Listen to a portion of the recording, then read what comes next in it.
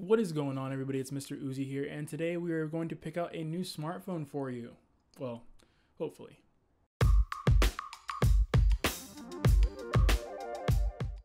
So here's the scenario. You've waited 2 years to upgrade your phone, you've been on a contract, you've been seeing the new phones that came out last year, and you're like, oh man, I really want those. And you waited another year, and now you have these phones to choose from: the Galaxy S6, LG G4, HTC One M9, and you have the iPhones, both 6 and 6 Plus. Each phone has their pros and cons, so I'm just going to quickly run through all of them, and then at the end I'll give you kind of a guideline as to which phone you might get depending on what you're looking for in a phone.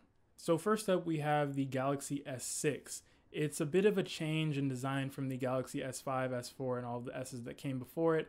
It no longer has a removable back, no longer has a removable battery, and it no longer has expandable storage. It does have a Quad HD display, which is also AMOLED, and you're going to get a very crisp, very vivid screen.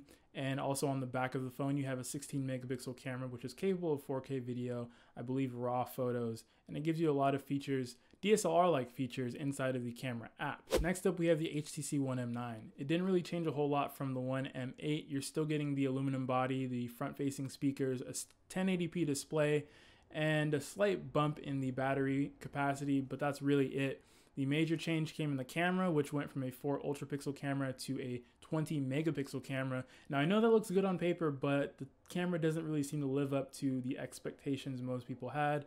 The 4 megapixel ultra pixel camera actually got moved to the front of the phone and is now your selfie camera, which I believe that's probably where it should stay. It gives you really good low light photos because of those larger pixels. Moving on, we have the LG G4, which is again very similar to the LG G3. Some of the differences include it has a slightly curved screen, has more premium backs, which feature leather with a stitch down the middle.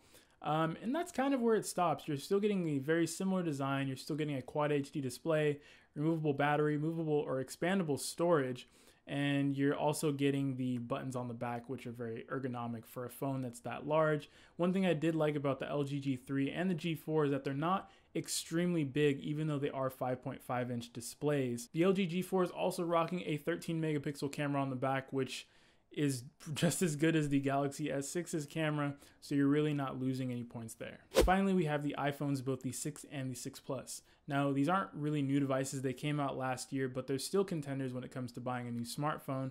They are the latest flagship from Apple. You have a 4.7 inch display on one and a 5.5 inch display on the other. The latter has the 1080p display, but the pixel density should actually be the same. Camera is really good. You get an 8 megapixel camera, but it still rivals the other phones that I mentioned. It actually beats the HTC One M9 despite it having 2.5 times larger sensor there. But the rest of them are pretty much on par. I will give the nod to Apple because their image processing is better. So if you like to use Instagram or post photos from apps on the phone, you probably are going to get better results from the iPhone than you will from the Android devices. You're getting iOS, which is iOS as far as I can explain it, and you can buy an Apple Watch if you feel like it. So as a quick wrap up, we have the Galaxy S6, which has done away with the removable modular-ish features with the S5 and has replaced them with a more premium build. The HTC One M9, which has only really changed the camera and I guess the internal processor speed and all that stuff. And we have the LG G4, which has really not changed a whole lot except for, again, the processor on the inside and the camera on the back. And then the iPhones, which were larger than the previous iPhone 5S, and they feature better internals as well. So which phone should you buy? If you're looking for a good camera, you can go with the Galaxy S6, LG G4, or the iPhone 6 or 6 Plus. However, if you're looking for video, the Galaxy S6 and LG G4 feature 4K video recording, which the iPhone does not due to its 8 megapixel sensor.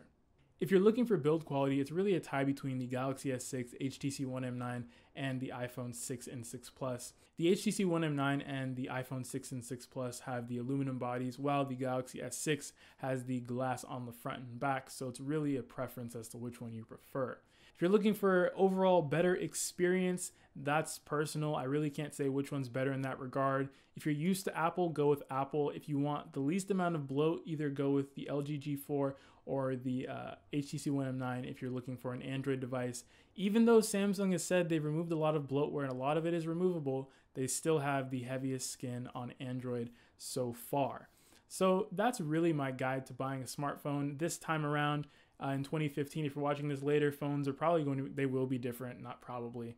But if you are looking for a phone at this point in time, like right now, these are pretty much the phones you're going to be able to go with. Anyway, thanks for watching. I hope you guys enjoyed it. Leave a like if you enjoyed it. Leave a comment down below if you thought I missed anything, or if you just want to say great job, because I like pats on the back. And if you haven't subscribed, please be sure to do so. And thanks for watching, and I'll see you in the next video.